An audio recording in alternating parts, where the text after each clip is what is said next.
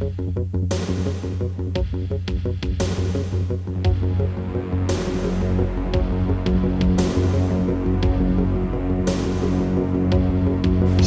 ancient times, man has been asking one all-consuming question. Are we alone in the universe? If not, is it possible to come in contact with inhabitants of other worlds? 500 years ago, we believed that the Earth was the center of the universe. Against the lethal opposition of the Church, Nicholas Copernicus and Galileo Galilei succeeded in bringing the heliocentric worldview to the scientific community, proving that the Earth revolved around the Sun.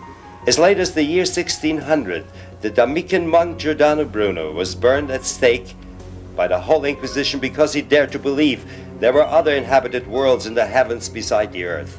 Today we know that our Sun is nothing more than a little star at the edge of the Milky Way, which is just one galaxy among billions and billions of galaxies in the infinite realms of the universe. The astrophysicist and best-selling author Johannes von Butlar is convinced that mankind is not alone in space. Unsere Milchstraße setzt sich aus ca. 200. Our galaxy, the Milky Way, consists of about 200 billion stars approximately, because nobody has counted the stars yet.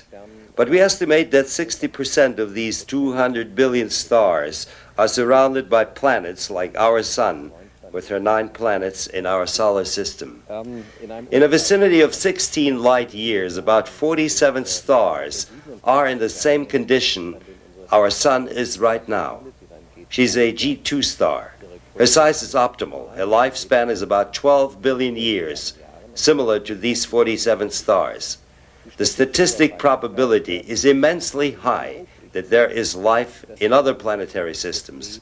And not only that, because most stars in the Milky Way are much older than our Sun, we can assume that there are many older civilizations which are also technologically far ahead of us. Zivilisationen, die vielleicht auch technisch sehr fortgeschritten sind. Is it possible that the inhabitants of these planets visit our Earth? How can they bridge the vast distances of space? Ja, nachdem die meisten Because most stars of the Milky Way are doubly as old as our Sun, we can assume that there are many old civilizations in our galaxy, civilizations with an immense knowledge of physics and super technology. When we see what unbelievable technological progress we have made in just the last 50 years, we can only speculate about the possibilities of a civilization which is, let's say, 2 million years ahead of us.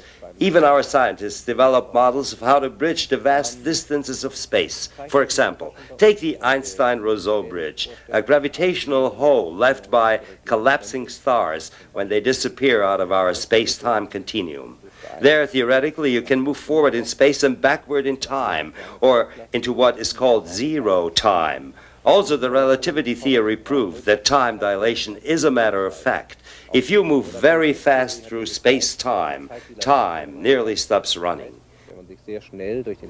Physically and technologically, there may be some possibilities we might discover in the next decades or centuries to practice interstellar travel. I'm fully convinced that extraterrestrial civilizations already discovered these possibilities to travel to other worlds. Dass außerirdische Zivilisationen diese Möglichkeiten nutzen, andere Welten aufzusuchen.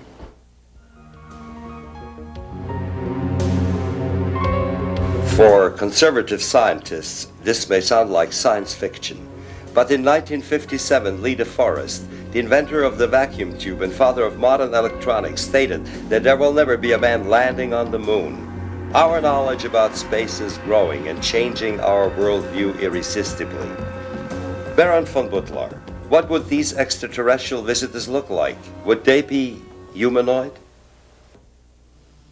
Wir kennen natürlich die Bedingungen nicht, die woanders vorherrschen, aber auf der anderen Seite gibt es heute doch Modellvorstellungen, die überzeugend sind. So spricht man vom holographischen Universum. Of course, we don't know the conditions on other planets, but on the other hand, we have convincing scientific models about the development and evolution of life.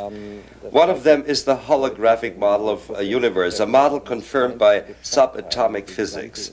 The theory of a holoverse or holographic universe says that even the smallest units contain the whole information of the cosmos. On the other hand, we have the theory of Rupert Sheldrake, which is complementary to the holographic model. The theory that there are whole fields of information. These networks of information store the design and experience of these forms and transfer them into so-called morphic resonance. This would mean that there are other humanoid civilizations, because if once a form developed, it will develop everywhere because of the morphic resonance. In other words, if a form of mankind develops on one planetary system, the morphogenetic field would cultivate the development of another mankind on another world. Indeed, we have so many old traditions convincing us, if we investigate them carefully, that man was created because another humanoid race came to Earth and interfered in our evolution. Maybe we have to look for our ancestors not on Earth, but on another world. Außerirdische Art zur Erde kam, eine humanoide Art, die hier eingegriffen hat, sodass wir vielleicht unsere Vorfahren nicht auf der Erde zu suchen haben, sondern vielleicht sogar auf einer anderen Welt. Indeed, there are indications that extraterrestrials have visited our Earth for thousands of years. This rock drawing in Fergana, Uzbekistan, is 7,000 years old. Clearly, it shows a being wearing a spacesuit, an astronaut's helmet on its head.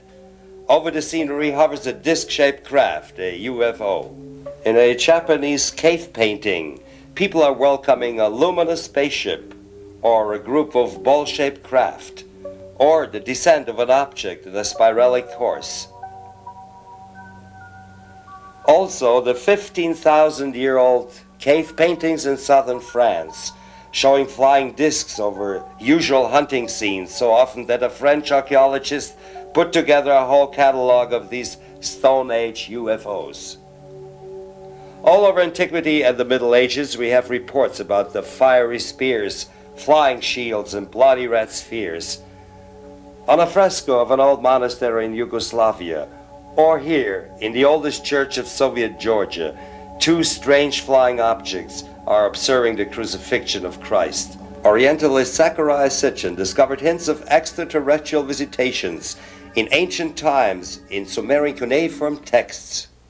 Well, the books that I've written, including the one that you mentioned, which is the latest, are based primarily on the writings of the Sumerians, who gave us the first known civilization 6,000 years ago.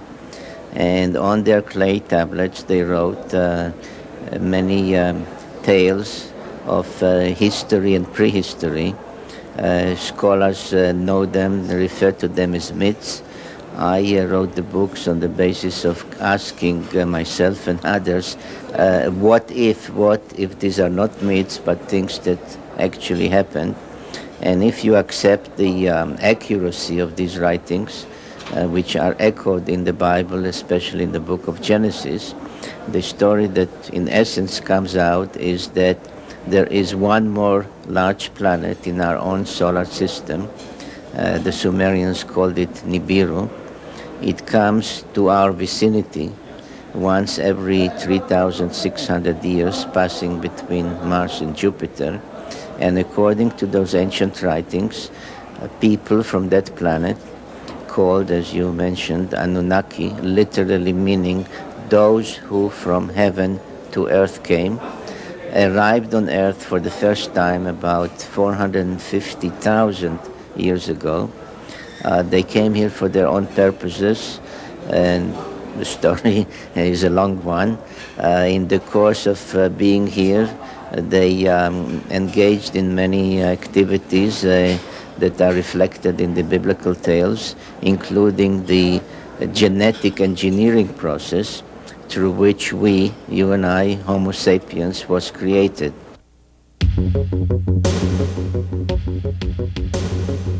They reappeared when mankind entered the atomic age. 2 years after the Hiroshima bombing on June 24, 1947, Kenneth Arnold, a private pilot, reported his sighting of 9 glittering objects flying in formation round Mount Rainier in Washington state. He described them as looking like flying saucers. The greatest myth of the 20th century was born, and reports from all around the country caused the U.S. Army and Air Force to deal with the mystery. The first UFO tracking project was installed in Alaska because they assumed that the strange flying objects entered the Earth's atmosphere through the polar regions. The U.S. Army Air Force Intelligence ordered a special team of highly qualified technicians to install the most sophisticated equipment aboard their B-29s reconnaissance planes to retrieve the best possible data on the UFOs. They used magnetic field detectors, radio frequency emission scanners, and 16mm film cameras, or so-called gun cams, installed instead of the guns. Also, the pilots were equipped with 8, 16, and 35mm hand cameras, also press cameras, including 8x10 Fairchilds, the most precise camera of that time, using 8x10 inch wide negatives. The project was placed under the command of Lieutenant Colonel Wendell C. Stevens from the Foreign Technology Command of the Air Materiel Command, posted to Alaska for this mission.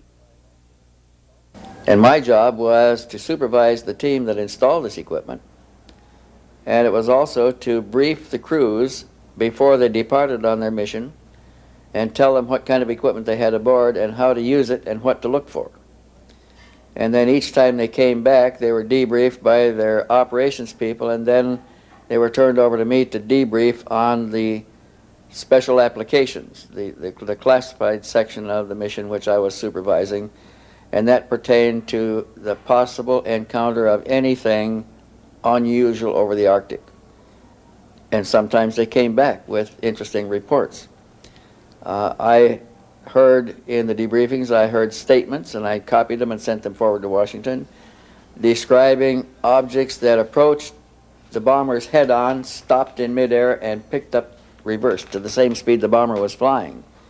And it would remain in a formation position on the bomber for minutes and then fly away. They reported seeing aircraft or flying objects in the sky that were flying 10 times as fast as the B-29s could fly. They reported seeing objects that stopped in the air right next to the B-29, took a position with it, and stayed there for minutes. I remember one report where an object got in behind the trailing edge of the large wing and ahead of the smaller wing in the position, open position there, and remained for 2 or 3 minutes, and they got pictures with all of the movie cameras and the handheld cameras, including the 8x10 Fairchild camera of this object in position right alongside of the B-29. All of the data that was recorded by this special equipment, the cartridges, cassettes, rolls of film, and everything, after a mission with an encounter, was removed from the canisters and the equipment items and packed in a metal box and chained to an officer's wrist and flown to Washington that night. And this happened on a frequency of about 3 or 4 times a month for the whole year and a half that I was doing this in Alaska. How did the pilots describe these objects? Well, we had pilots describe the objects as being disc-shaped in form, completely different from any known aeronautical configuration. And they saw them in the air. They also saw them above them and below them. They saw them sitting on the ice pack in the snow. And this was remarkable because we required a great deal of support equipment to launch the B-29s. Heaters, gasoline trucks, many things. And here are objects sitting on the ice pack that don't have any support equipment at all visible, nothing. They arrived and landed and apparently can take off. We saw them take off, pilots saw them take off from this ice pack and fly away. They saw them land on the water and submerge and disappear. Others saw them come to the surface, rise out of the water, and fly away. And all of these things clearly exceeded all known technological developments in the world of that time, in 1947.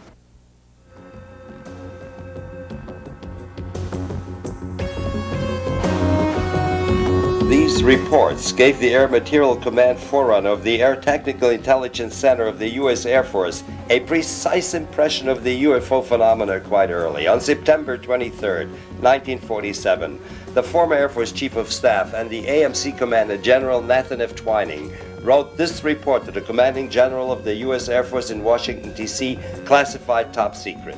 The phenomenon is something real and not visionary or fictitious. There are objects approximating the shape of a disk of such appreciable size as to appear to be as large as man-made craft. As filmed in May 1964 by Dr. Daniel Fry, a rocket engineer from Maryland, Oregon, the reported operating characteristics such as extreme rates of climb, maneuverability and action lend belief to the possibility that some of the objects are controlled either manually, automatically, or remotely, as on this film by Professor George Adamski, Palomar Gardens from 1956.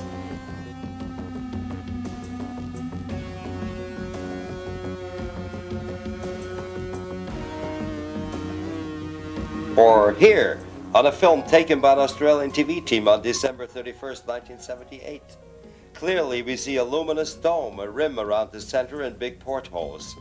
It maneuvered in such an incredible speed that it left this track on just a single picture of the film.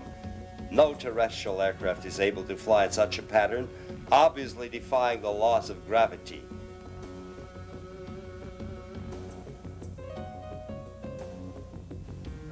Obviously, General Twining was impressed by this. Extreme maneuverability, particularly in roll and action, which must be considered evasive when sighted or contacted by friendly aircraft. As filmed in 1966 by the Oldfields, a British couple flying over central England. Here again in slow motion, the Zeppelin-shaped UFO performed U-turns in a third of a second. No terrestrial aircraft could do this. The apparent common description of these objects is as follows: circular or elliptical in shape, flat on the bottom and domed on top. As here on a film taken by a TV crew from New Zealand on January 2nd, 1979. Here we see the rotating disc from the top. Getting closer, we recognize clearly two stores. The objects resemble this UFO photographed by a Brazilian journalist in 1952 at the beach of Rio de Janeiro. Here, the dome is visible from the side, surrounded by some kind of portholes.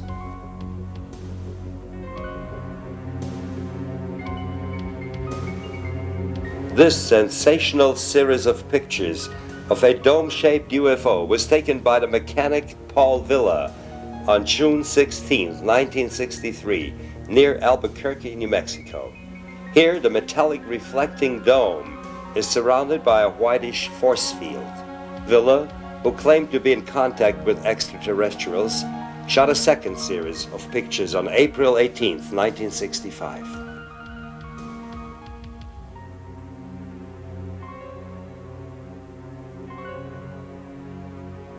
Experts say that this is the world's best UFO film.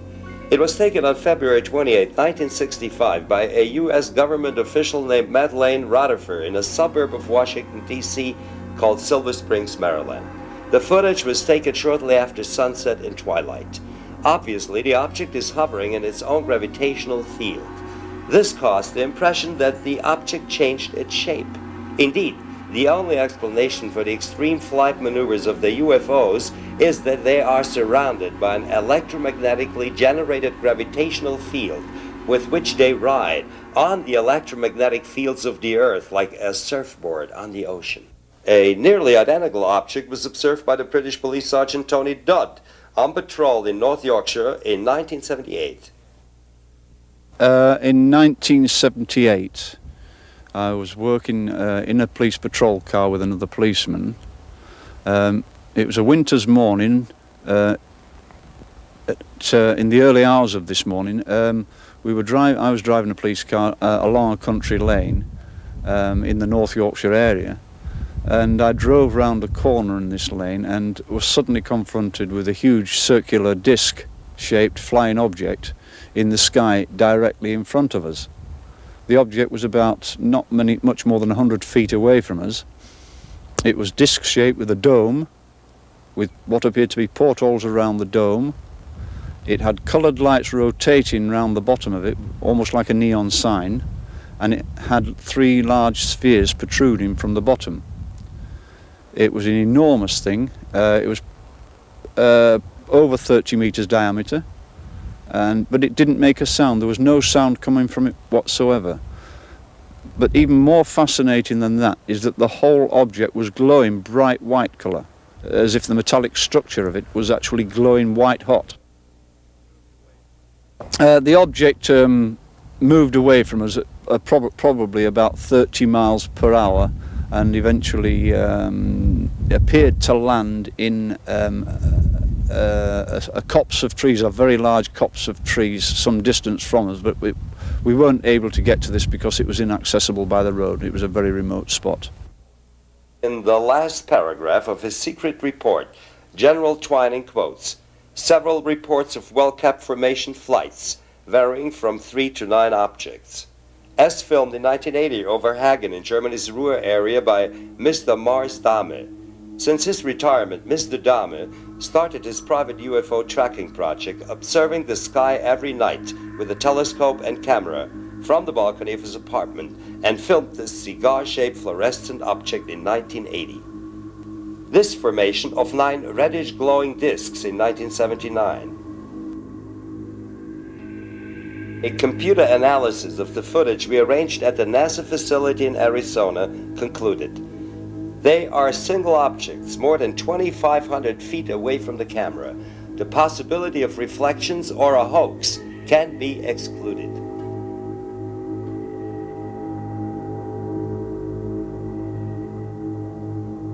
On the afternoon of June 4th, 1980, Mr. Dahme filmed this cigar-shaped UFO over Hagen, finally moving slowly from the eye of the camera. Cigar-shaped craft are quite common in the UFO chronicles and were observed in 1561 over Nuremberg, Germany, and in 1951 over California, as taken by Professor George Adamski through his telescope.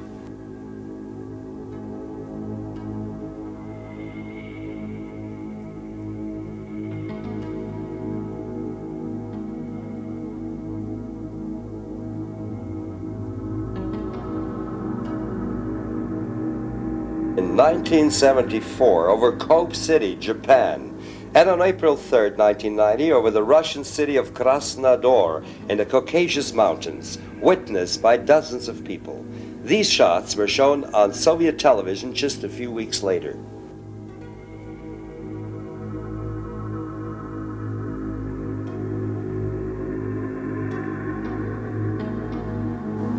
Following the recommendations of General Twining, the U.S. Air Force started its official UFO investigation project to collect and analyze as much additional information as possible about these mysterious craft, their characteristics and performance. This program was codenamed Project Sign. Sign evolved into Project Blue Book, which investigated about 11,800 UFO sightings between 1952 and 1969. One of the reports in the files of U.S. Air Force Project Blue Book came from U.S. Navy Commander Graham Bethune. While flying a transport from Keflavik, Iceland to Argentia, Newfoundland, at about 10,000 feet, this was at night, I happened to observe a little bit off of the bow, about 10 or 15 degrees on the water below the horizon, a yellow glow that appeared as though we were approaching a city at night. Since we were over 300 miles from Argentia, I knew that it couldn't be a city, that maybe possibly it were some ships lighted up, and that there were ships in the area that we didn't know about. I asked the navigator, and he said no, there were no ship plots, and that we were not close to land. So I observed it for a while, called it to the attention of Lieutenant Kingdon, who was sitting in the co-pilot seat. He observed it for a while. As we got close, within about 30 or 35 miles, the lights seemed to have a pattern. They were elongated, but it was not a circular type pattern, possibly the length of a couple of ships or 2 aircraft carriers, and the width of 2 aircraft carriers. After observing this for a while, we got within a range of, say, 30 miles, the lights went out, and all we saw in the water was a small halo. This small halo started its approach towards us, turned to an orange, to a fiery red, to almost a purplish red, and at about 400 or 500 feet below us, it stopped its movement. I had already disengaged the autopilot in order to try to go under this craft, because it looked like we were on collision course. And at that time, I noticed that it was not sitting level. The craft was sitting at an angle, about 45 degrees off the bow, and it was staying with us. So it continued to move with us for a few seconds. And of course, behind me, the additional crew was standing, and they scattered all over the cockpit. A couple were injured. Then it started its movement away from us, and at that time I could tell it was an intelligent craft of some kind, guided. It came up to take a look at us, and then it started its movement away from us. At that time, some other crew members came up and it looked at what we were observing. I put the autopilot back on, set my course, and walked back aft, and Dr. Mosier was sitting back there, and he was a commander in the Navy at the time.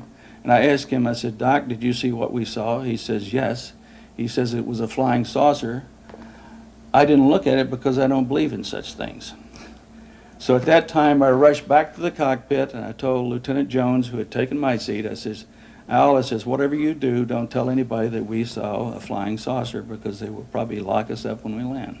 So he said, well, it's too late, that I had called Gander Control to see if they had anything on the radar. So at that time, we knew that they knew that we had sighted something. Also in Europe, these strange objects were located by the military. Hans C. Petersen from the Danish Air Force built the military air traffic control services of his country after World War II. As Denmark's first chief military air traffic controller, he located UFOs on radar in 1954 and ordered their interception. It was one day when one of my people in the radar called me and said, "Major," I was captain at that, "Captain, we have something on the screen which passes with a speed of 18,000 kilometers per hour. Impossible. Nothing could fly with that speed. I went out there, yes. They were passing with 18,000 kilometers per hour. All of a sudden, after some while, they did not pass anymore. They were stationary around the field. And they came and they left without we could see it. All of a sudden they were there. All of a sudden when the sweep came around, they were gone. I contacted the operations officer and the station commander. They both came out and they wouldn't believe me. I said, "Give me 4 aircraft and I'll intercept them." Okay. Sometimes there were about 20 objects around the field, and sometimes we were down to a few. It was fog, and therefore a lot of people afterwards said, "Oh, it was inversion," but it was not. It's proven afterwards it could not be inversion, which is a meteorological phenomenon. So at 11 o'clock, I had 4 jets at the runway, and at 11 o'clock, the fog lifted so we could take off. And I ordered the 4 jets to take off. In that moment, there was 12 objects around the field. And when I said you are cleared for takeoff to intercept unidentified flying objects, 10 of them went away. Right when the sweep came back, there was only 2 left. One 10 miles north of the field, one 15 miles south of the field. I sent the 2 aircraft to the north and the 2 aircraft to the south. 2 aircraft to the north came first, and I said, your boogie, which is the object, is 12 o'clock straight ahead. 12 o'clock, distance 5 miles, altitude unknown. Do we have it in sight? Gone. Came the next one. When it came up, I said, your boogie is 12 o'clock, range 5 miles, altitude unknown. Do we have it in sight? Gone.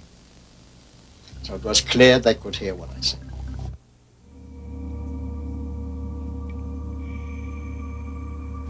Indeed, these incidents caused a remarkable anxiety among the military, and more than once they almost caused a Third World War.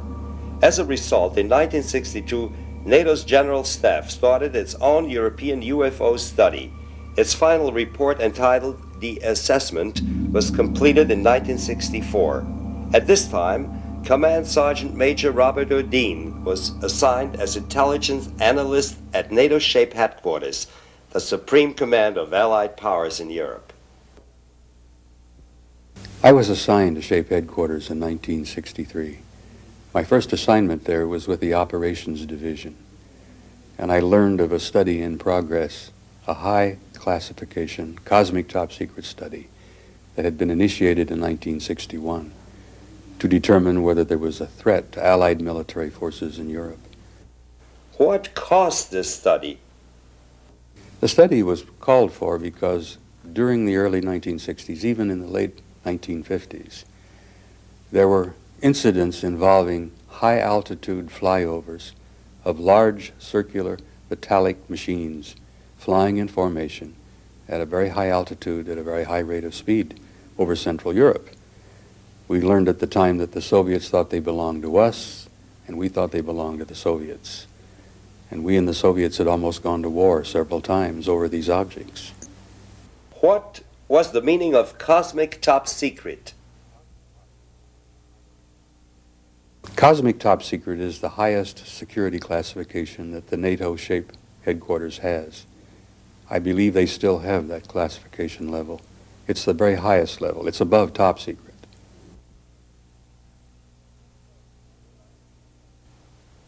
Who ordered this study? What did it contain? Well, Air Marshal Sir Thomas Pike initiated the study. It took 3 years. The conclusions were rather mind-boggling. The senior military officers in SHAPE headquarters were stunned by the conclusions of the study, which was called the assessment. The conclusions were that the planet Earth has been under a detailed, extensive survey by several extraterrestrial civilizations for many, many years. The study concluded that this survey has been going on for centuries, maybe even longer. They indicated that there was a high intelligence involved, extremely high technology involved. The technology that had been demonstrated was at least 1,000 years beyond anything we could imagine. The technology was so intricate and so advanced that it appeared to be magic. The final portion of the conclusion was that there did not appear to be any kind of a malevolent or hostile threat involved, because if there had been, there was absolutely nothing we could do. A similar conclusion was already drawn in 1948 by the U.S. Air Force's Project Sign.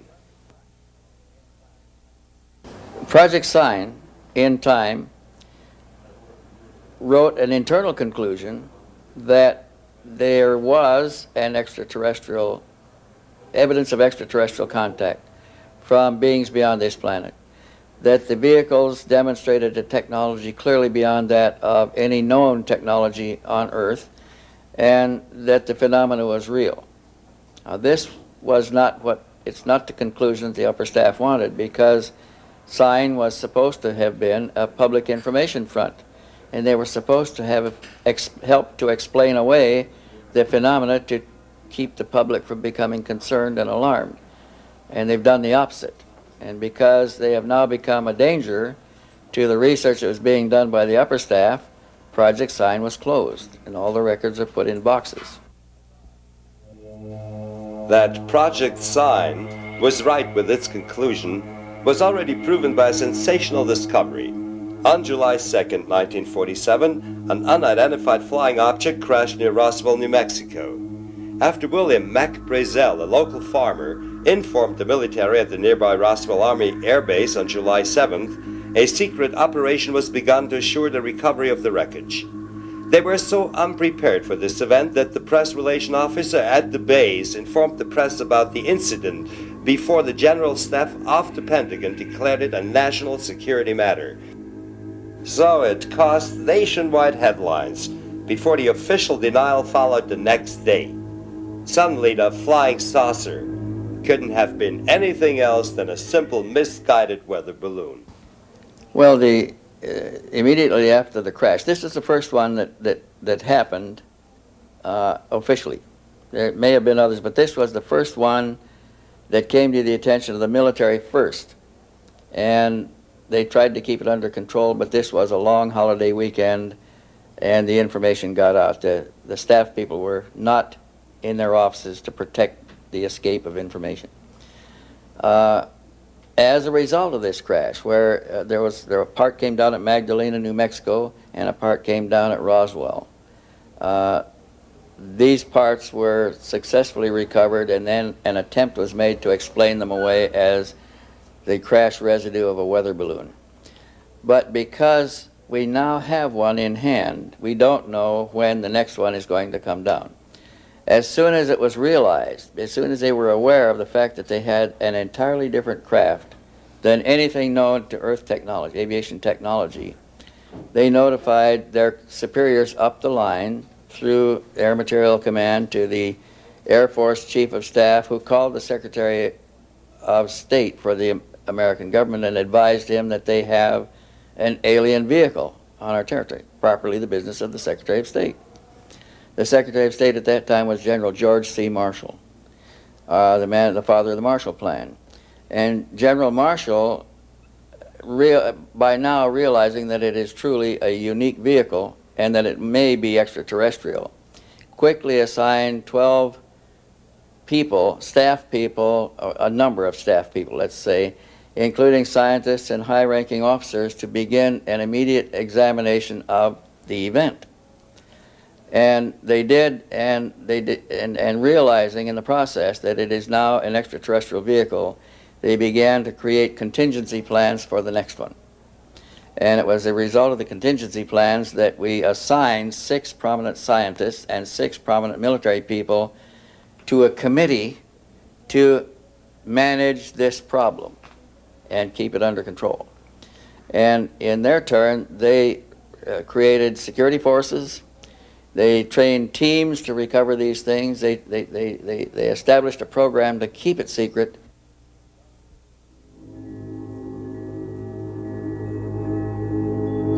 These documents, released in 1987, confirm Colonel Stevens' statement. In a top-secret, eyes-only classified memorandum, President Harry S. Truman personally authorized a 12-member commission, codenamed Operation Majestic 12.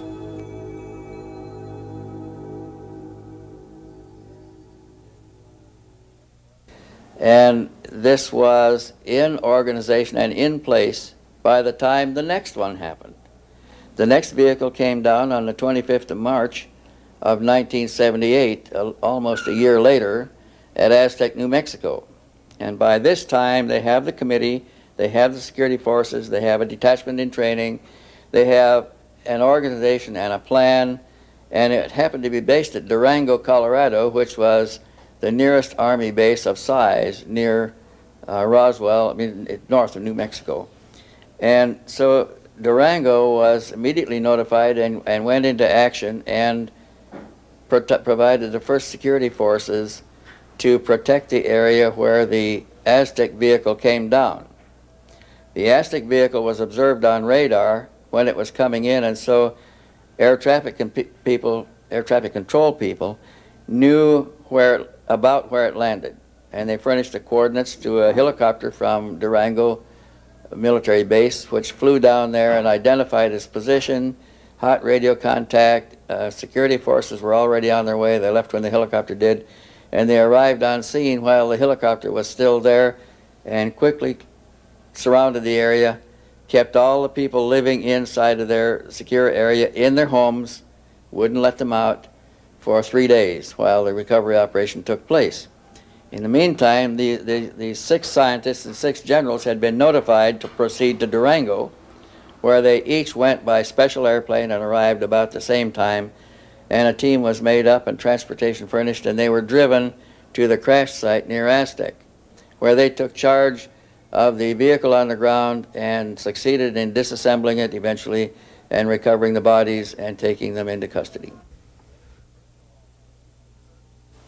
Major Virgil Armstrong, who served for 22 years in the Defense Intelligence Agency, the CIA, and the elite unit Green Berets during the Vietnam War witnessed the recovery operation. I received documents which said that a UFO had landed in the middle of White Sands, New Mexico proving grounds, and that this object was inert, was under surveillance, and would be kept under surveillance until they could determine whether it was hostile or friendly. It later turned out that it was friendly in that the occupants were dead, and when we got aboard there were 5 bodies. The bodies were diminutive in size, in other words 3.5 feet. The largest one was just under 4 feet. 2 of them were obviously the commanding officers because 2 of them wore epaulets on their shoulders. Later turns out that they were all male. When we flew them back to Wright-Patterson, of course, the examination, physical examination, and the autopsy, of course, revealed that they were indeed all male. This was the first one where we got a good look at the creatures that were aboard, because in the other crash, the creatures were carried away by the staff that recovered it quickly, and it was not the same team that had been established to organize this. So now there's a team established, and one of the members of this team was Dr. Detley V. Bronk, who was a specialist in biomedical programs and procedures. He was a student of the possibility of life in space. He was a leading biological researcher in a university in the East. He was one of our leading biological scientists, and the bodies were turned over to him, who took them into his custody. Those creatures were described as being about 3.5 feet tall. 4 feet 3 inches tall was the average size. They had disproportionately large heads, large eyes in the heads, disproportionately large for the head. They had disproportionately long arms with long fingers, and they were dressed in a tight-fitting military-type uniform with a stiff collar. The craft was about 100 feet in diameter, and it had a small circular dome in the top that was 20-some feet in diameter, rising 8 or 10 feet above the upper surface of the flange of this 100-foot diameter disc, which was a thin disc. It was relatively thin, and it only came 3 or 4 feet below. So there was just a small capsule in this center of about 20 by 18 feet in the center of a 100-foot craft. They learned to disassemble this craft by finding a lever inside of the cockpit that could be pulled, and it released a pie-shaped section, and other levers released other sections. So they successfully took it apart in the field and carried it away on big Army trucks. We believe that more vehicles came down after that, up to possibly 16 in the hands of the American government, and over 33 bodies altogether. And it appears that in most cases they were taken to the nearest Atomic Energy Commission facility. And they were taken to Los Alamos, they were taken to another one in New Mexico south of there. Some parts were sent to Wright Field for analysis, but we believe that the bulk of the residue was taken to Area 51, which also was under the control of the Atomic Energy Commission. As a matter of fact, all of the crash recovered vehicles always remained under the control of the AEC, headed by Dr. Vannevar Bush, and later by his successor, and I don't remember his name anymore. But they've never been out of control of AEC. And we believe that there is an extensive research facility studying crash residue in this Site 51 area, a sub-area of that called S4. And we have interviewed scientists that work there and security guards that work in the facility that tell us quite a bit about what is going on. There is a habitat there where live aliens have been taken, where we have successfully kept them alive for as much as years at a time. Physicist Robert S. Lazar worked in the S4 complex and witnessed these super-secret projects. They are actively and have in their possession alien spacecraft, and they are actively undergoing analysis and flying them. They set up and produce their own gravitational field, just as the Earth holds all matter down, they produce that same field but out of phase, and it repels itself. The effects that can cause, the way in which everything operates is by all intents and purposes magic. I mean, it is so far beyond our level of technology. Nevertheless, Lazar states, there are regular test flights of these crashed UFOs in the S4 area. And one of these test flights was filmed by witnesses after Lazar learned of the dates of the testing. This fascinating film shows one of these objects maneuvering near Las Vegas, Nevada, demonstrating flight characteristics as described by Lazar and so many other UFO witnesses. Incredible?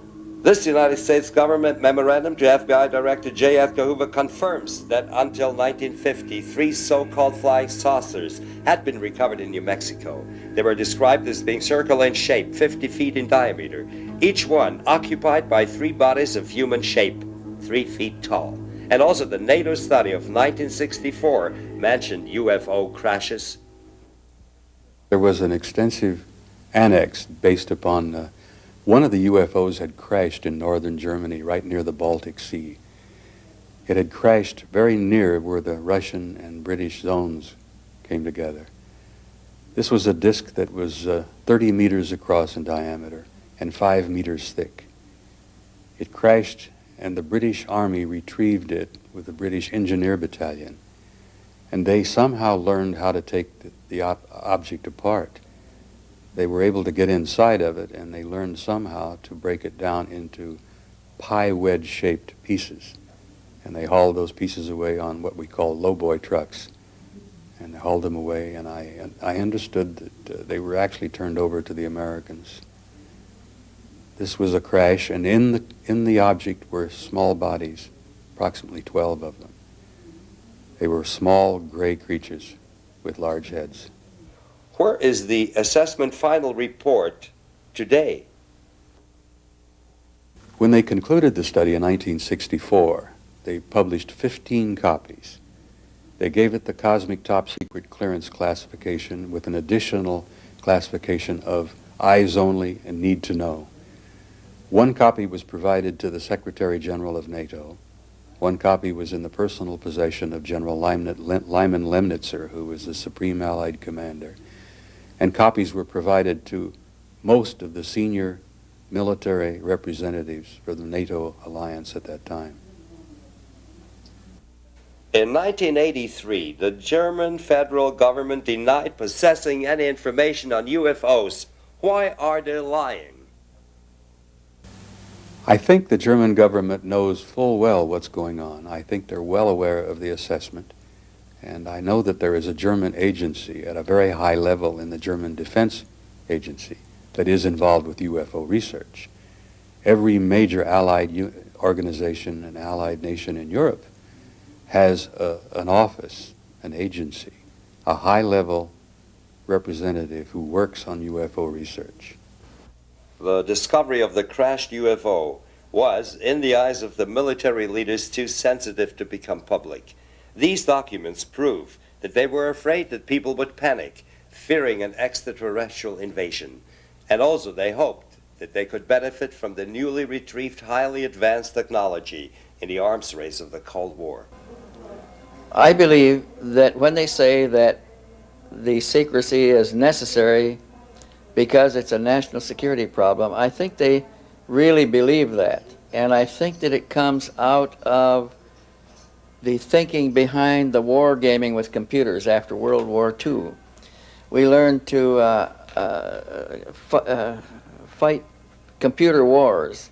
And in the process, we discovered that there are rules. There are certain things that you cannot do without throwing the computer war to one side so far that the game is over. And one of those things was the introduction of a new unexpected technological development.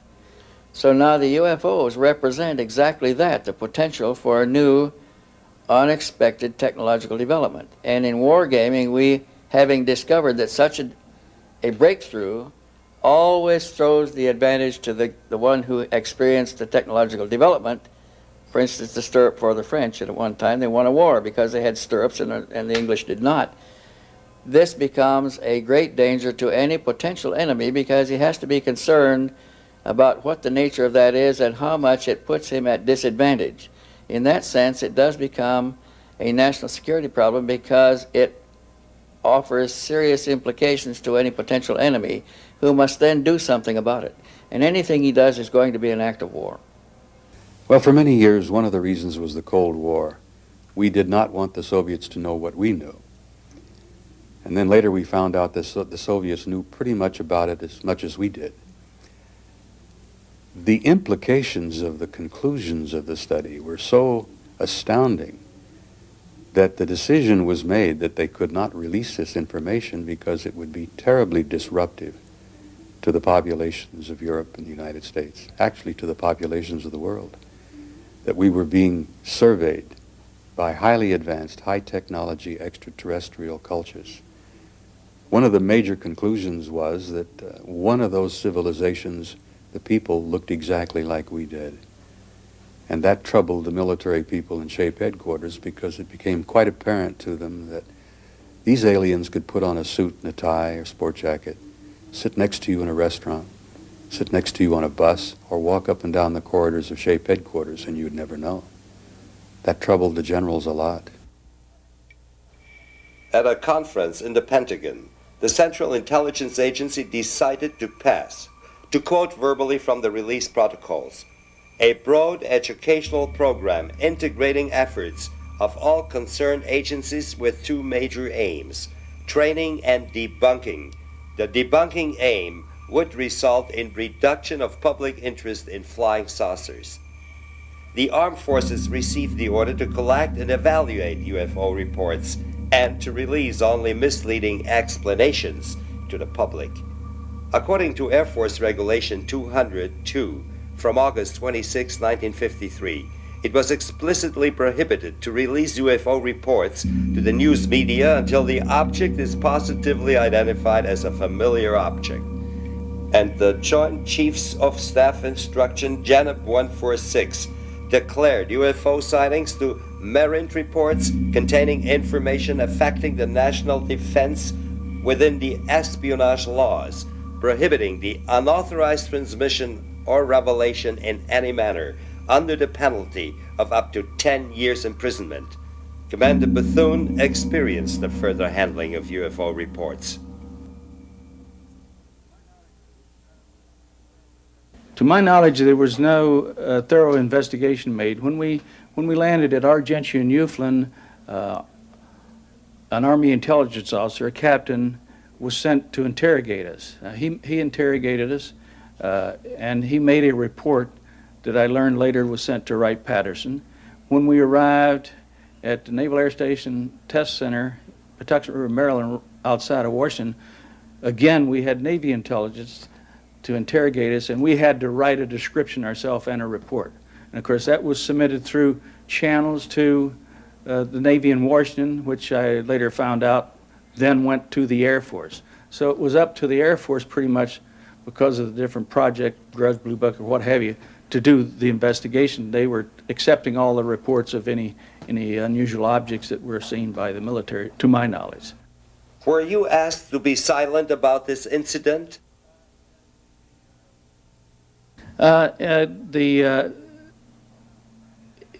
was in a kind of a roundabout way. It was not really a warning. It was just the type of thing that we were pretty much told that not to talk about it. I mean, I got the impression that it was a type of thing that I probably wouldn't even talk to my wife about. I didn't know. So I would say that as far as the interrogation by the intelligence officers, that's kind of the impression that they left.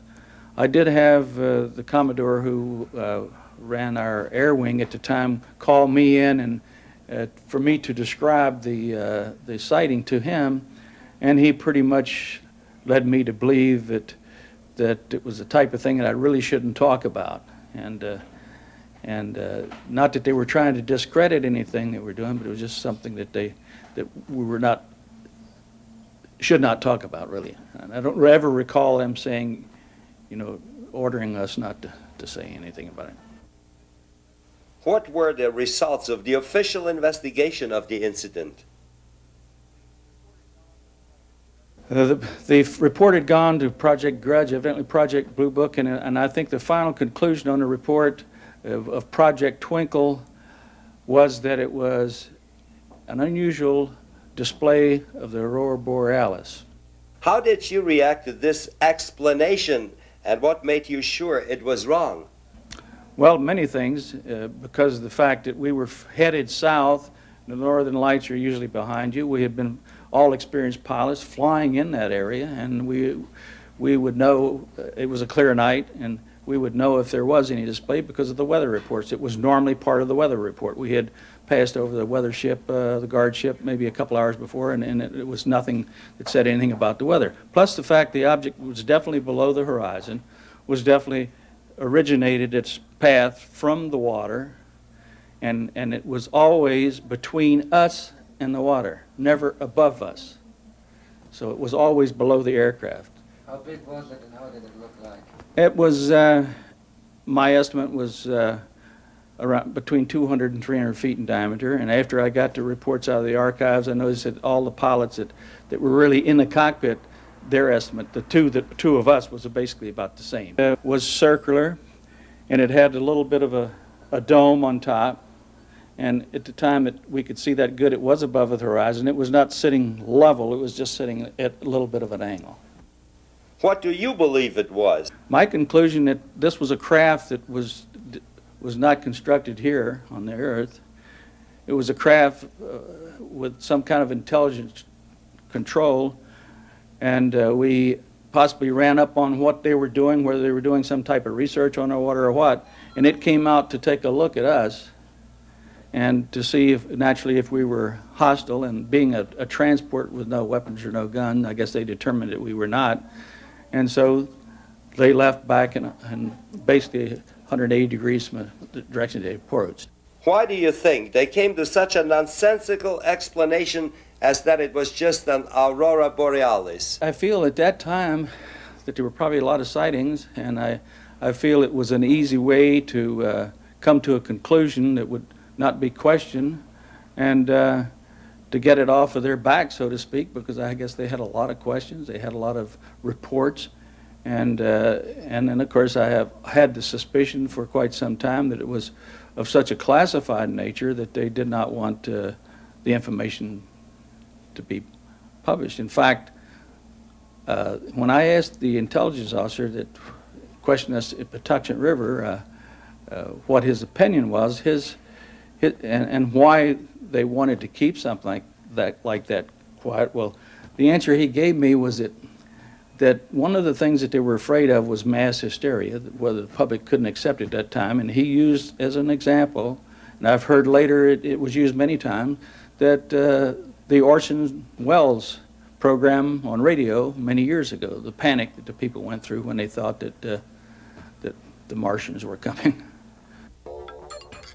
Thanks to this policy of cover-up and secrecy, the evidence becoming public was just the peak of the iceberg. One of the films released from the Blue Book archives was taken on April 15, 1967, from a Coast Guard helicopter at Catalina Island off the coast of California. Another one is the footage shot in 1956 in the state of Utah, showing two discs passing a boulder at an incredible speed, here again in slow motion. Or this film taken by a civilian employee near Luke Air Force Base in Texas in 1959. A jet tries to intercept the object. This amazing series of photographs of a Saturn-shaped craft flying around the peak of the island of Trinidad in the Atlantic Ocean was taken on January 19, 1958 by an official photographer of the Brazilian Navy aboard the Navy training ship Almirante Saldanha in the presence of the whole crew. After the official analysis proved the object to be at least 120 feet in diameter, the Brazilian President Juscelino Kubitschek presented the pictures personally at a press conference on February 20, 1958. Not before 1985 did the National Aeronautics and Space Administration release UFO footage taken by their astronauts in terrestrial and lunar orbit.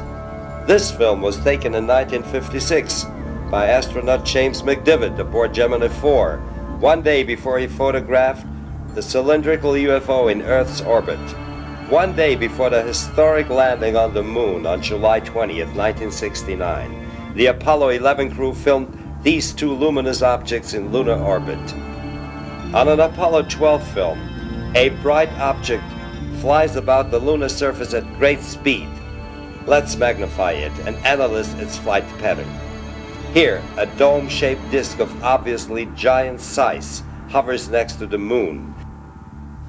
And here it appears that two UFOs have landed on the lunar surface.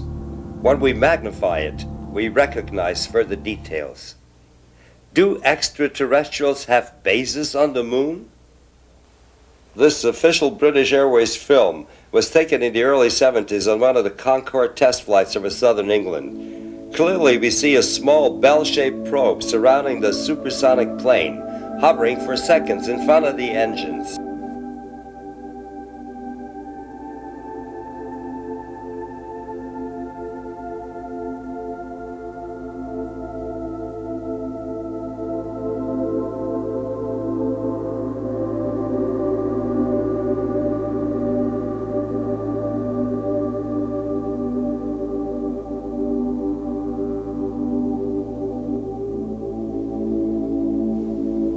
Also, in the once Soviet Union, the UFOs created much attention.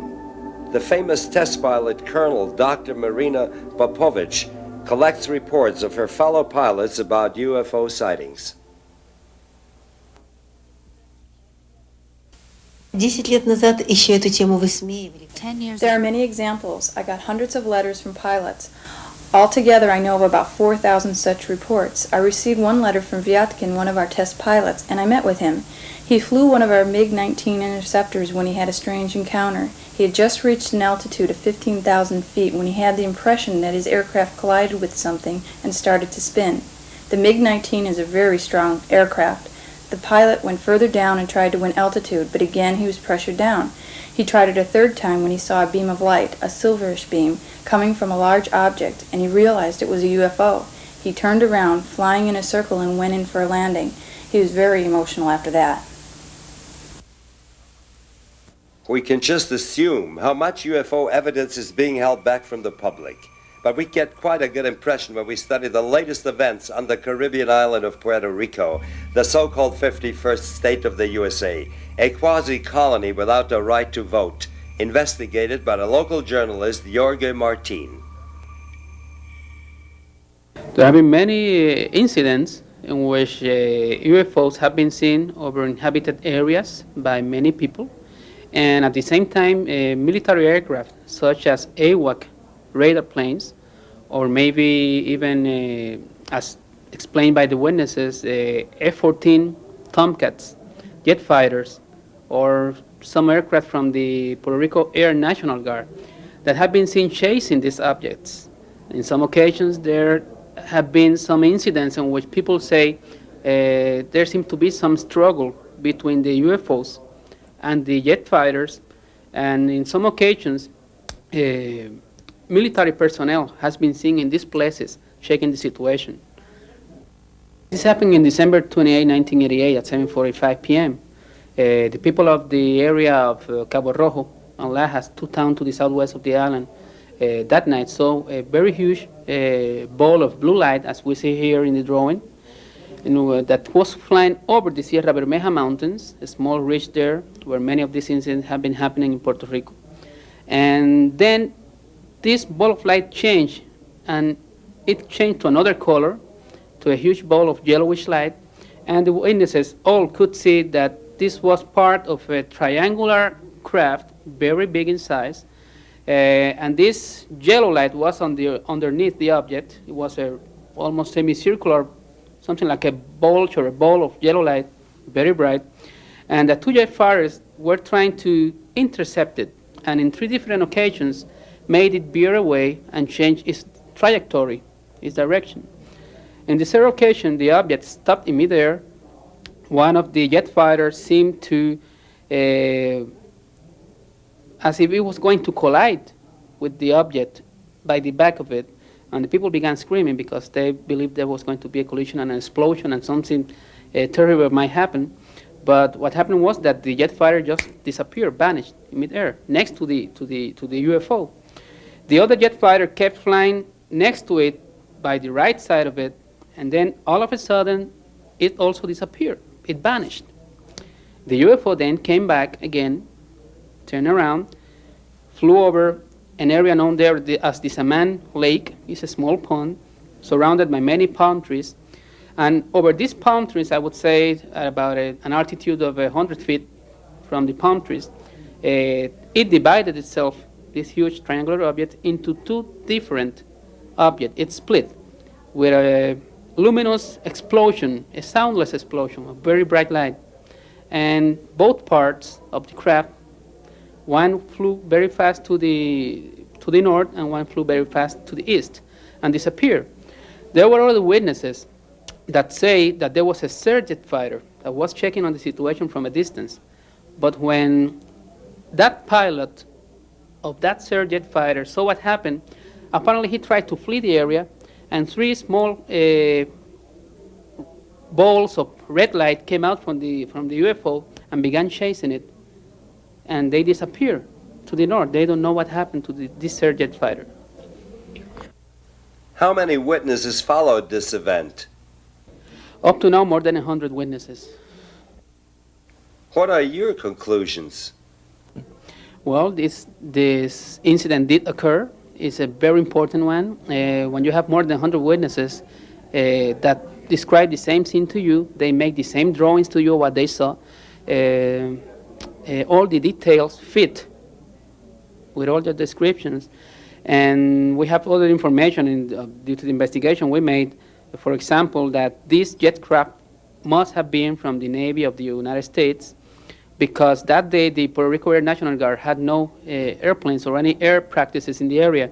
And Roosevelt Road Naval Station in Ceiba, a principal base in the Caribbean from the U.S., did have some air practices that night and personnel in the area, even though they denied it. But the FAA, Federal Aviation Administration in San Juan, confirmed to us that there were practices from Roosevelt Road Naval Station there.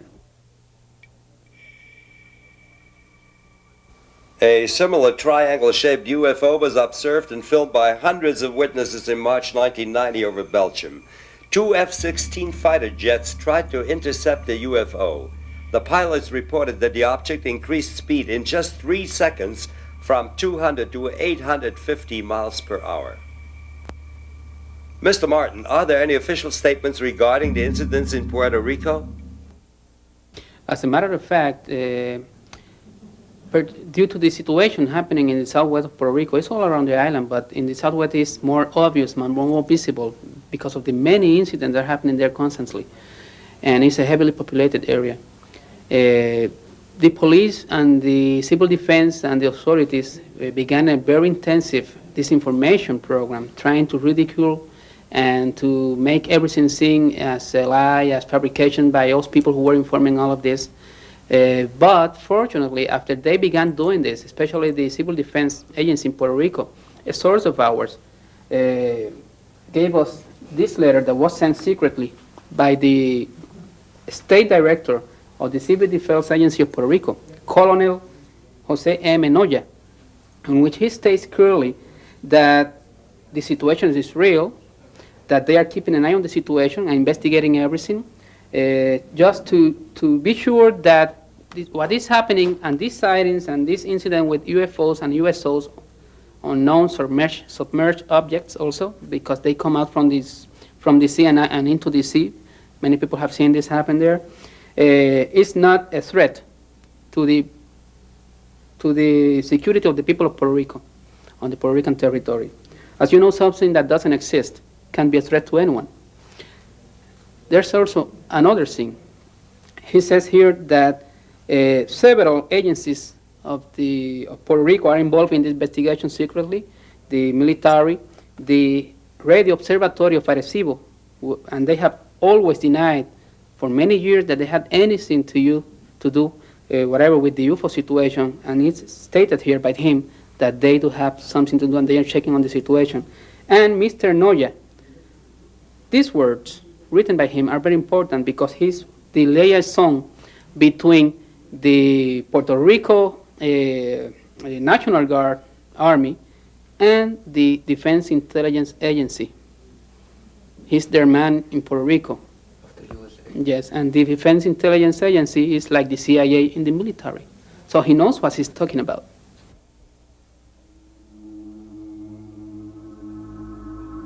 On the morning of May 14th, 1988, Amaury Riviera, a young man from Puerto Rico, photographed a giant disc, followed and circled by 2 jet interceptors. What makes the sensational pictures even more interesting is Riviera's claim that he had contact with the occupants of this UFO. Hello, my name is Amaury Rivera. I live in Puerto Rico, and back in 1988, I was working in a nightclub, and there was a musical group there.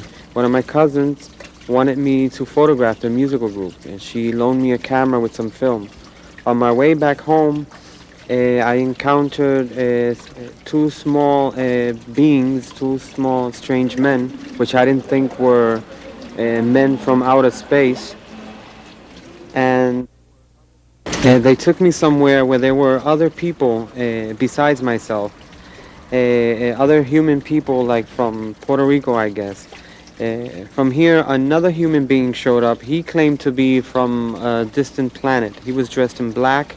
He had a dark skin, but he was not a Negro. He had a long black hair up to the shoulders, and he spoke to us with the mouth, verbally, and no telepathic speaking.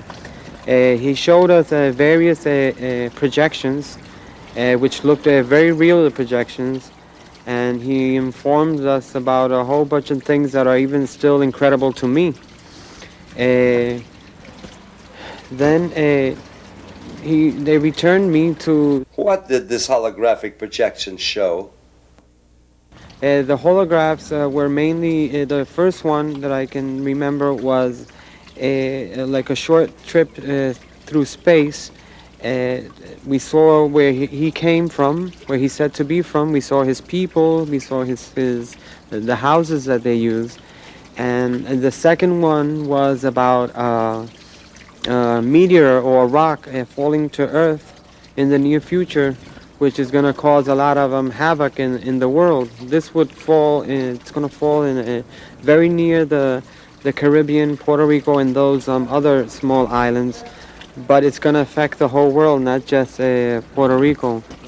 The last one is that they projected was showing us how there was only going to be one government on the planet Earth.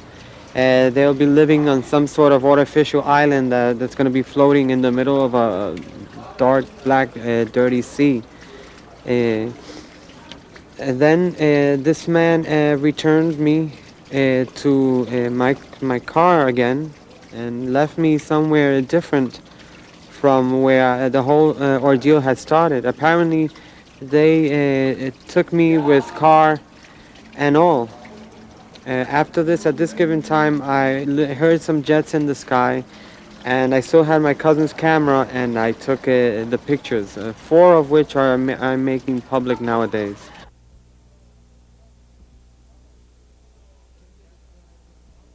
So the jets followed the UFO? Yes, it was. They seemed to be surveilling it. I only got to capture just one of the jets in the photograph, but there were 3 of them. Or maybe I got in one of the photos one, and in the second or third I got one of the other ones, because they would go around it very far away, and while this one was closer, and turn, very far. And by the time this one was coming back, another one was turning over there. There was always one or the other close to the object, to the UFO. Jorge Martin has carefully investigated this case. Rivera's case to me, is a very special one and a very important one, because in Amaury's case, he was abducted and he was taken away by aliens. One of them was human-like, and 2 small creatures that they explained to him were some type of genetical or biological organic android that they made to do some chores outside so they don't have to risk themselves in our environment. That's what they explained to him, the so-called human alien that he saw in the craft.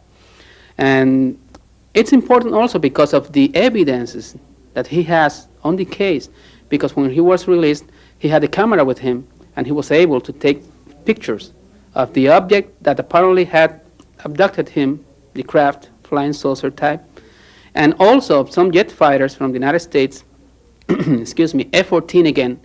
In most of these cases in the island, F-14s are involved with these situations of chasing and harassment and checking on these objects when they are seen in the different areas of the island.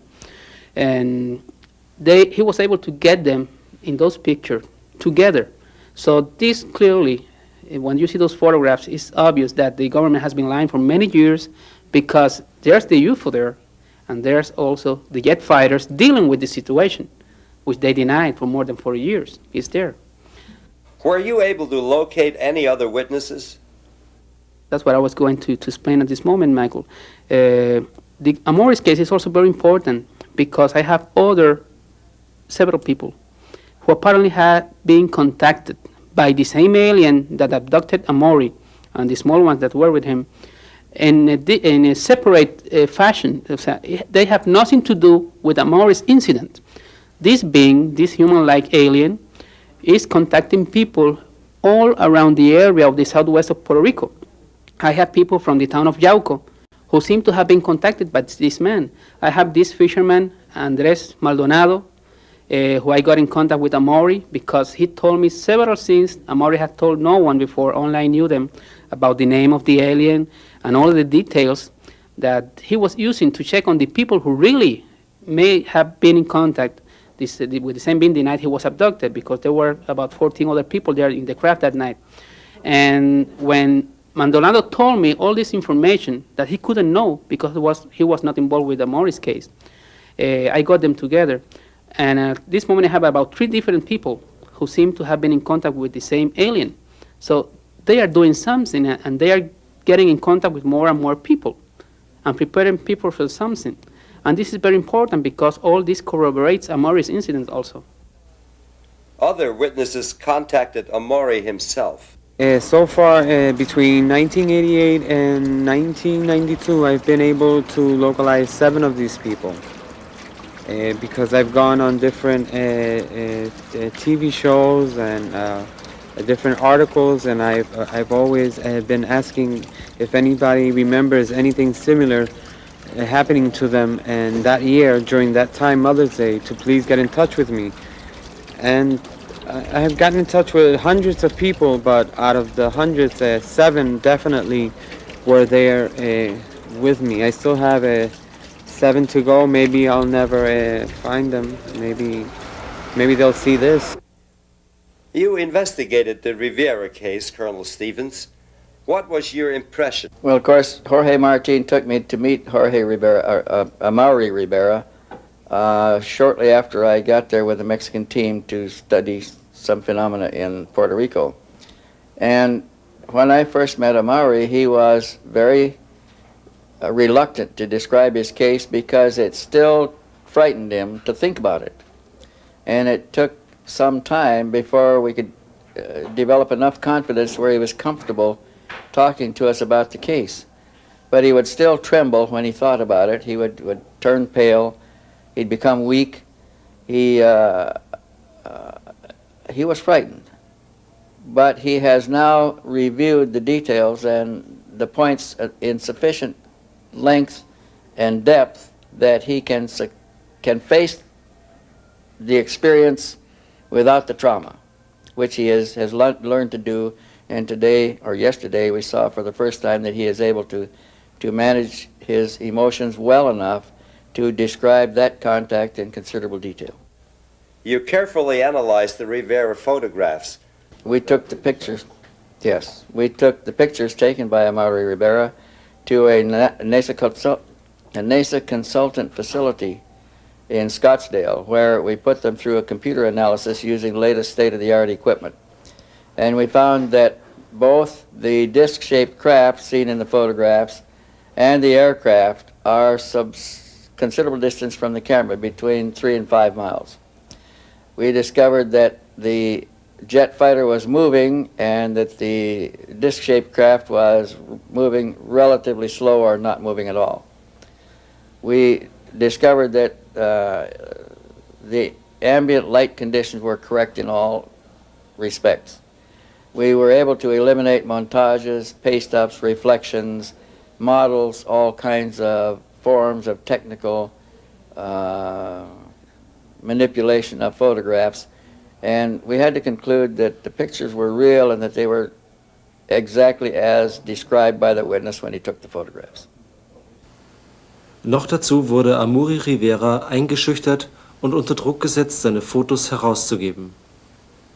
Well, a short time after the incident, 3 men showed up at my home in Puerto Rico, and one of them stood in their car downstairs, and they claimed to be from CIA, and they handed me 2 pieces of paper, which I was so nervous I couldn't really read, but I remember seeing the letter CIA, which is the intelligence agency from the United States, and they said that it would be easier and better for me if I handed them the photographs and the negatives, but they did not say, you know, what photographs or what negatives. They didn't specify, and I just told them that I did not know what they were talking about. And they said it would be easier because we have an order to register your house, to look through your house. And I said, well, go ahead, be my guest and look. And they looked, but they couldn't find them because I had hid them very well. Morris' case was not an individual case. Well, the results are in the sense that this really is happening. There's a pattern that fits in all these cases. Most of the persons involved are women.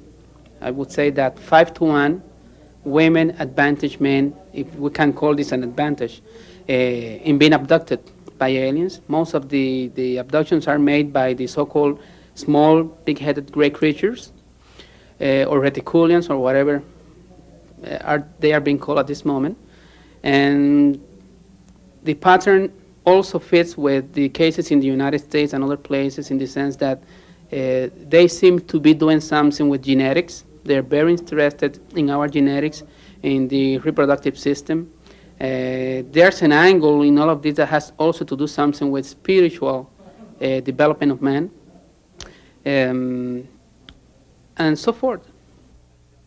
Pat Mercatilia has been investigating cases of UFO abductions on a scientific basis for 10 years. An abduction is an occurrence which people report where they have a vivid dream of being terrified to death of something chasing them.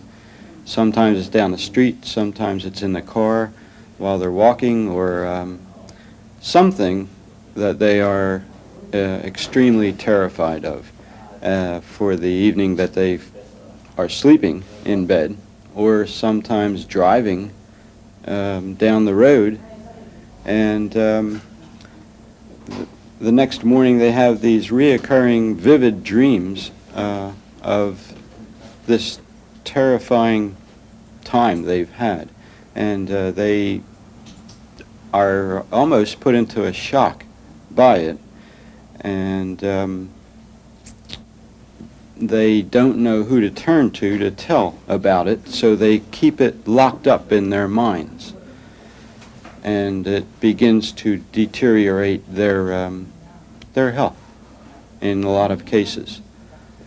Sometimes people have kept it in their mind for 20 years without being able to tell anyone about it because of the feeling that they would be ridiculed, or their sanity may be questioned by revealing what they have experienced. How do you handle these nightmares? Yes, we have perfected that, and they go through a hypnotic regression, we call it, where the doctor puts them into a relaxed state, and in this state they are they are able to totally relax and in that manner begin to remember the entire incident and much more clearly than normal. One of the victims of a UFO abduction was Maria Rosaria from Puerto Rico. I want to start saying that what was happened to me, it is very important, and it is very real, and it is not different of what is happening to many women, at least at the island of Puerto Rico. I want to say that this is important because it's, our lives is going to change. And I want to say too that it is real because you could speak to it and you could touch it and you could feel it very deep into your own. And yes, my experience, I was laid down on my bed, but that night it was early, it was about 10 to 10:30.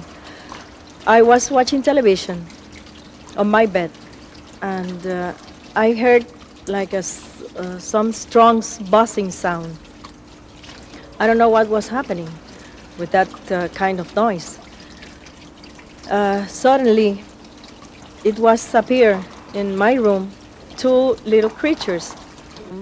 Then I was paralyzed, and I was out of conscious. Then when I opened my eyes, I am in a place that they are examining my body, the whole body. And they was telling me that my body was in good conditions and my body was perfect. So they make an exam, gynecological exam, and they take out some kind of a piece from my left side ovary. So I would say that that's by the first time, the first thing, what happened. Then the second time they came in the same manner, the same way. I lost my conscience again, and when I opened my eyes, I am in a place that I describe this place like Cabo Rojo. They took me to a place in Puerto Rico, mountains of Puerto Rico, and they show me a big baby. And when I saw that baby, I immediately, I said that I couldn't believe it because it was myself. That baby was myself. And I said to them, "What's that? It is impossible. How could you make that? How could you did it? It is impossible." So, but that's me, I said. It was myself, that baby. Do you believe the aliens cloned you from your genetic material? Yes, from my genetical material. Yes. Because I could feel that baby myself. And she was a girl. And that's the way I feel it. I feel that baby. That baby was myself. Did they tell you why they created this clone? Why? I think because they need to implant very, very soon some kind of life in our planet. Right. Yeah. And why do they want this? Well, that's a little difficult for me to explain it now. I have information that I cannot remember, and I have another information that I am not going to tell to anybody. But I think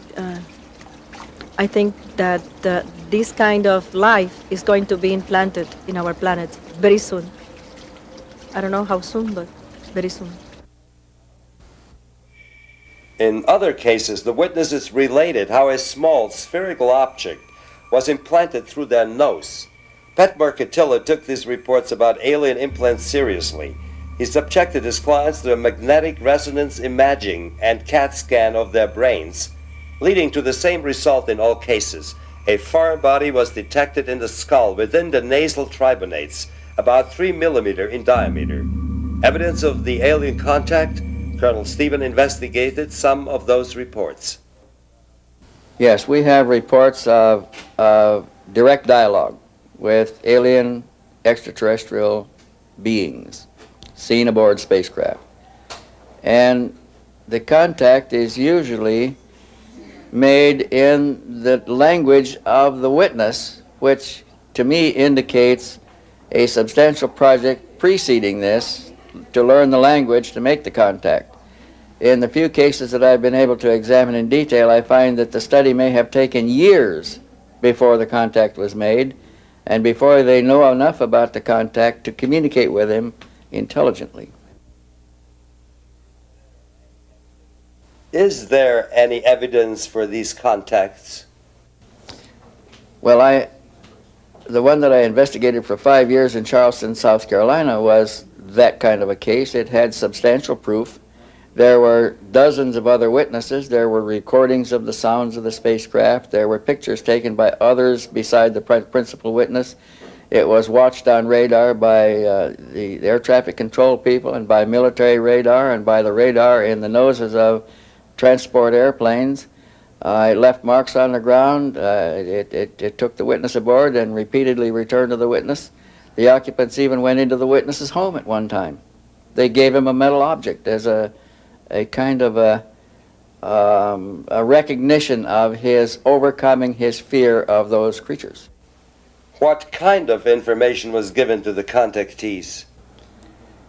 Well, they generally get a description of an alien's view of our society and some of its ills. And they sometimes get a description of the alien's planet, home planet, and his society. But basically the contacts are to derive information about our planet and how we think, which they apparently analyze and send back to their superiors someplace else.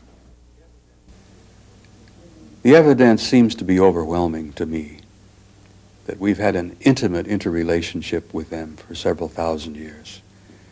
I have concluded, as has Zechariah Sitchin, that the human race has probably been seeded here by high intelligence civilizations from other places.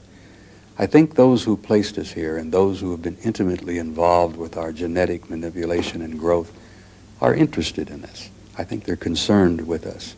I think they are related to us. And I think that that's why they're so involved. Mr. Sitchin, did the Sumerian gods, the Anunnaki, return? Well, their reasons for coming back are, I would say, the very fact that they've been coming and going between their planet and ours every 3,600 years.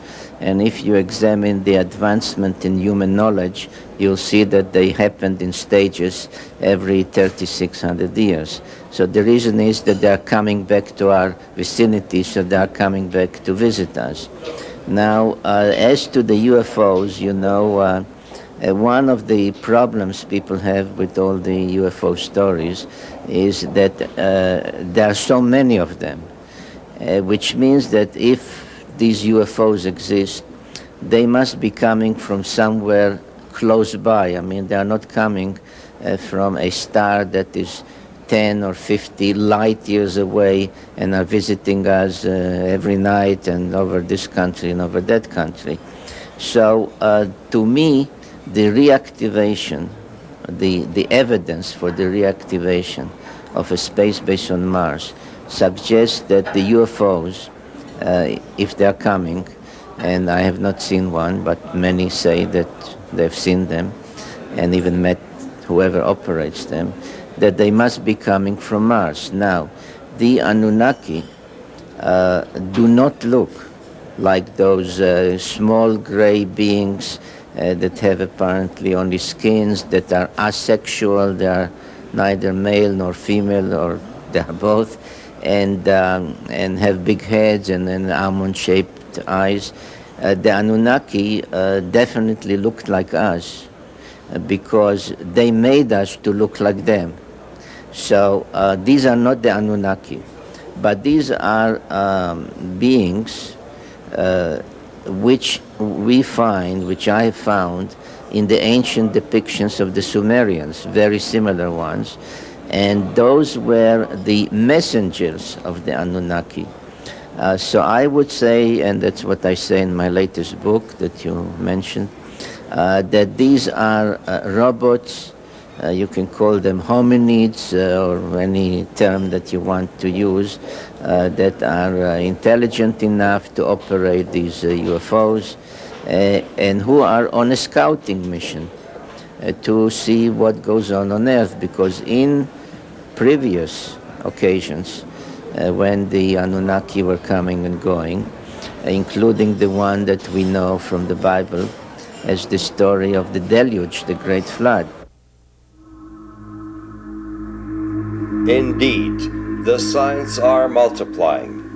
Since the beginning of the 1980s, strange patterns appear in the grain in connection with UFO sightings, increasing in numbers and complexity. Are they messages of the alien intelligence? They're certainly trying to tell us something, I feel. These are messages. My own personal view on it is, my own personal feeling about this is that they are telling us that we have reached the point of no return with the contamination of the planet. We have got to act now. If we don't, we will have gone too far and it will be irreversible. I feel this very strongly, and this is the message I think they are trying to put to us.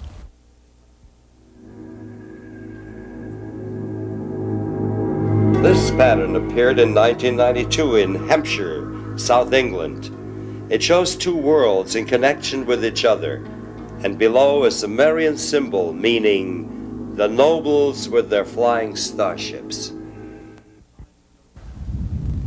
I'm in no doubt whatsoever in my own mind that these formations are being created by UFOs. There is always an increase in UFOs before the crops formations start to appear. One goes with the other, and it has done for several years now. When you get an increase in UFO sightings, the crop circles start to appear. There's a great deal connecting these flying objects with the corn formations. Were UFOs filmed or photographed over crop circles? Yes, there have been 2 or 3 instances to my knowledge where people have actually recorded on video camera strange disc-like objects flying around the cornfields at about the height of the ears of corn. These show strange, brightly glowing lights, small ones, actually interweaving in and out of the corn. They jump over hedges and continue in the next cornfields, and certainly give the impression that they are intelligently controlled. Everything indicates that we are facing the next step in the approach between man and extraterrestrials.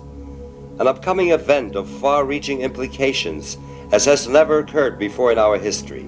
More frequently, entire cities or suburban colonies saw strange objects, as here near the nuclear plant of Greifswald, in what is now the former East Germany, in August of 1990. These amateur videos were taken by Dr. Ludmila Ivanova, a nuclear physician belonging to the Russian personnel of the nuclear plant. It's developing fast. There is an increase in the numbers, there is an increase in the complexity. Everything seems to be gaining momentum. There is an increase in UFO sightings. I feel very strongly that this thing is coming to a head and something is going to occur before very long. I feel certain about it. One of the conclusions of the study was that there was a program or a process of some kind taking place. There seemed to be some sort of a planned and organized procedure unfolding. They had evidence from the study that this phenomenon had been going on for a very, very long time, and there seemed to be some kind of an intelligent plan involved. They never were able to conclude what that would be. But that was quite a concern to the senior generals because they didn't even at that time know what the motives were for these extraterrestrial intelligences. What is your personal conjecture? I've been studying this phenomenon for over 30 years, and I'm convinced that we're reaching a point where not only do we have to educate the people of the planet, but I think the aliens themselves are going to make themselves known before too long. How would an unprepared public react? Well, there's a danger that the public would panic if they haven't been educated, if they haven't been given some kind of an inculcation, some idea of what's going on. And that's one of the reasons why I've decided to speak out about the matter.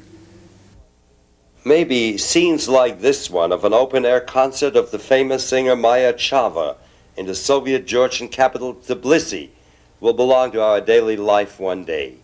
Soviet television shot the concert in the fall of 1989, broadcasting it on April of 1990, without leaving a shadow of a doubt about what was a secret in the Red Empire for such a long time. We are not alone. The extraterrestrials are here, observing us. And, indeed, the contact with them could be the greatest chance of a golden future for mankind.